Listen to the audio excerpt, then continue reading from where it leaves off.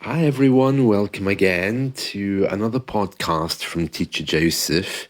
And today we're going to look at the media and see what they're saying this morning on the 18th of July 2026. Now, one story, which is perhaps the most worrying one of today, says that homeless and migrant people are being removed from the NHS treatment lists. Now, I don't just mean in hospitals, I mean even local doctors' surgeries. And this report is putting forward this idea at a time, of course, when immigration is a big issue. Let's read what it says here. This is from the Independent newspaper.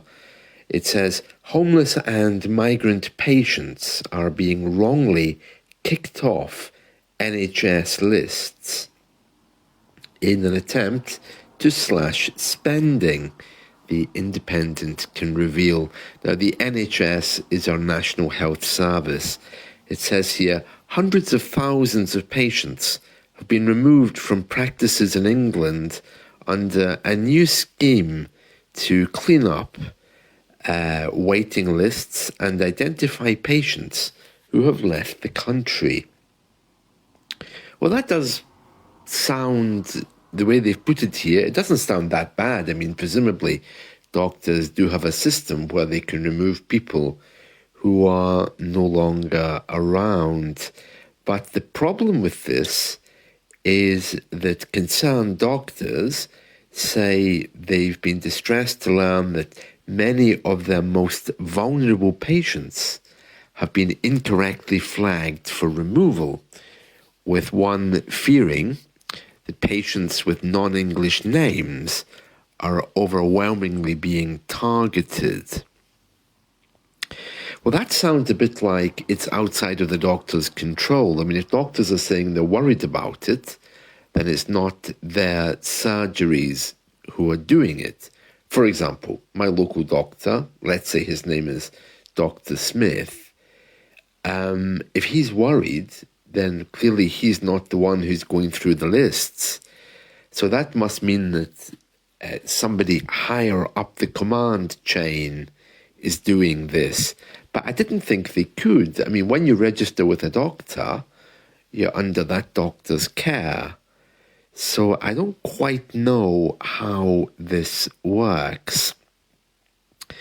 It says here, patients affected include those who are homeless, mentally unwell, in unstable housing, have learning problems, the elderly, don't speak English, or people with no clear reason why they've been chosen. It says here, doctors in London, they make up more than 40% of the 400,000 patients in England removed from lists between January and June. And doctors are saying that patients could miss out on crucial treatments such as cancer screening appointments. And the doctors have warned that their practices face losing tens of thousands of pounds.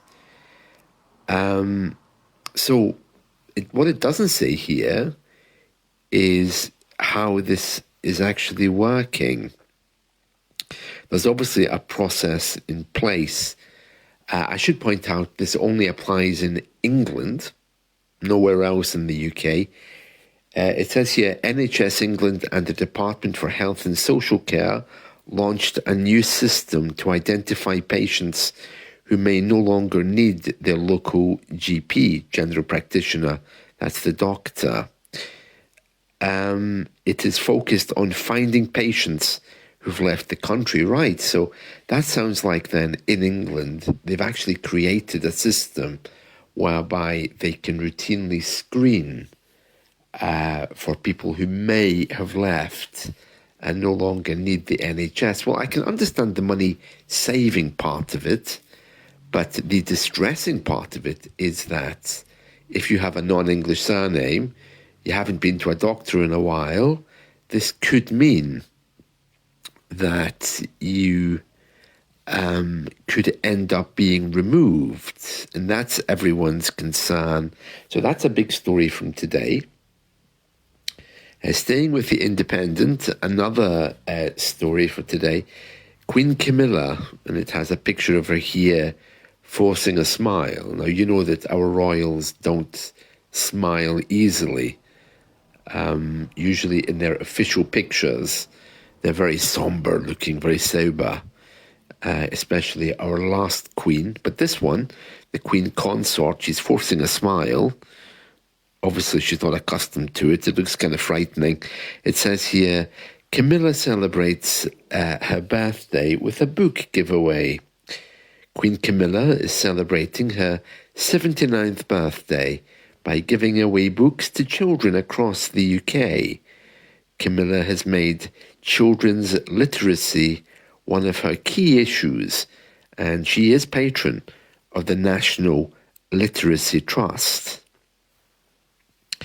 Buckingham Palace yesterday announced that she has arranged for a special edition of Impossible Creatures by Catherine Rundell to be given to every Year 6 and Primary 6 pupil this Christmas.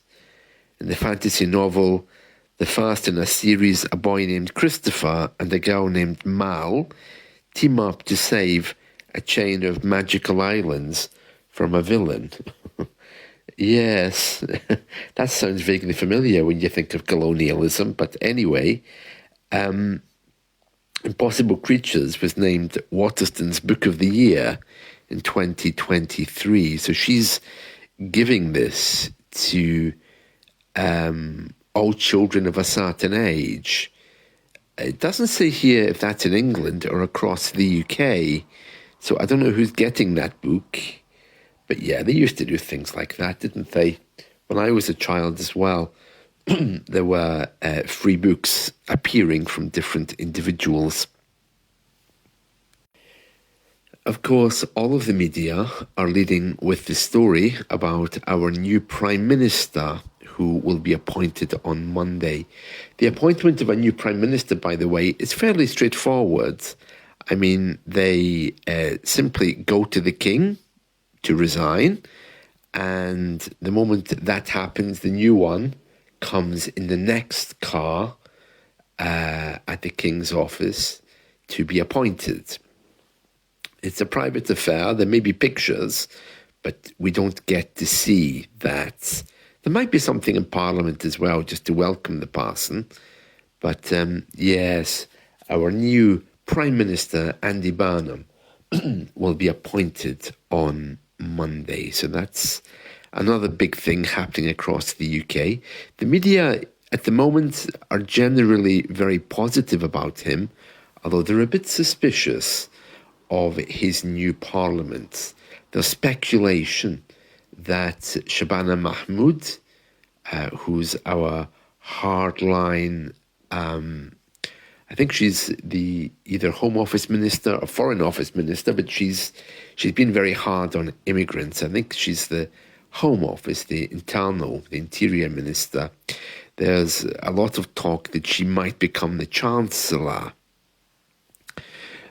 People don't like that generally because she obviously hasn't done that before, and also because of previous comments that she's made.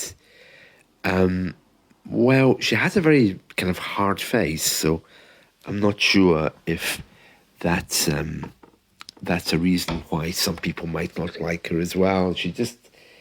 I don't know, I just find her face kind of disturbing. It always seems to have a very hard expression. But I suppose to do that kind of job, you need to look that way a little bit. So there's concern about that. But generally, it looks like he's an acceptable choice. I mean, the fact he comes from the north, many people assume that he's more in touch with northern working class people. And he's already arranging for bits of the government to move north. He's trying to decentralise. One thing, though, that may be worth pointing out when we think about the new Prime Minister coming in is that over these last few months, since his name has been coming up again and again, the press have been looking into his background and also his personal choices. And in one of the newspapers this morning, they are asking him and finding out and reporting how he drinks tea. And it seems that he puts milk in the cup before he adds the tea. And for some British people, that appears to be rather distressing. And he's also saying that one of his big dislikes seems to be people using devices, noisy sound devices, on public transports. And the media here is hinting that perhaps this is a law that he might be enforcing here in the UK, because antisocial behaviour, as you know, is quite a big thing at the moment. Right, and reading from The Guardian, this is just their headline, their front page. It says, Andy Burnham pledged to lead a united Labour government, free of infighting. Yeah, good luck with that, Andy. And factional politics. And he goes on to say, let's see, well, the paper goes on to say that he will become Prime Minister on Monday, and he will set out a distinctly left-wing vision for Britain, promising to undo the Thatcherism of the 80s. Oh, really?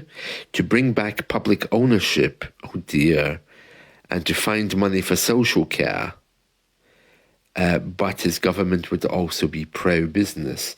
Oh dear, undoing Thatcherism's not a good idea. She haunts the place, I think. I mean, her ideas were very, very good at the time, but do we really have to unhinge capitalism? I thought that was the one thing that we were holding on to. I don't know, but anyway, that's another story from today.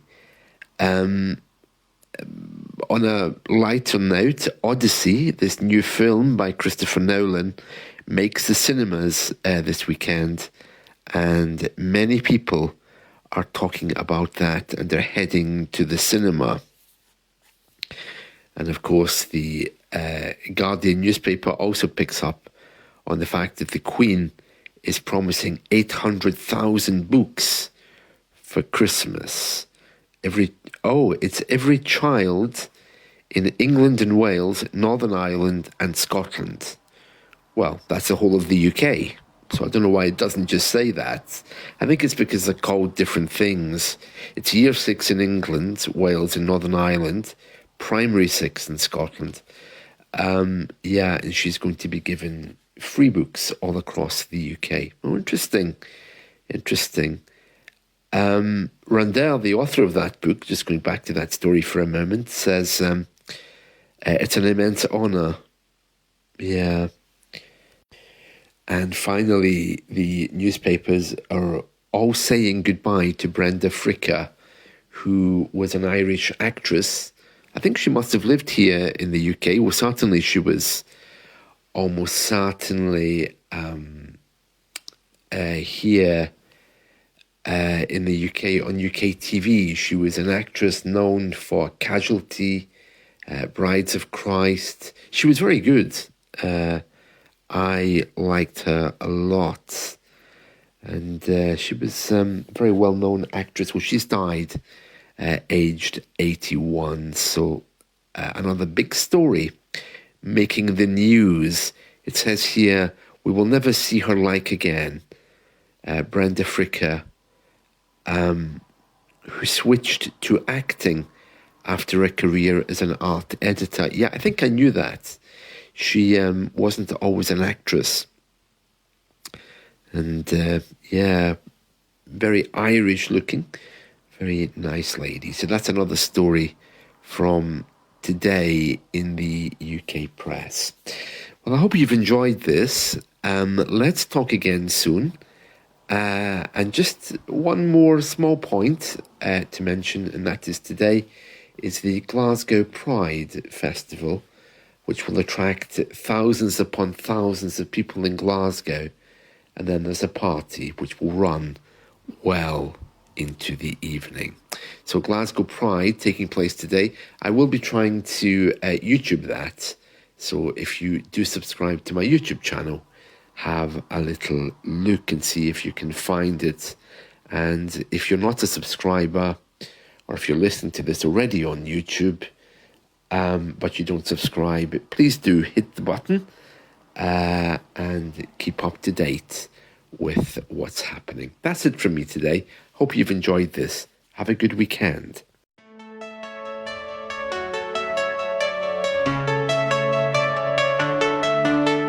Joseph, the English teacher, guiding words like a preacher.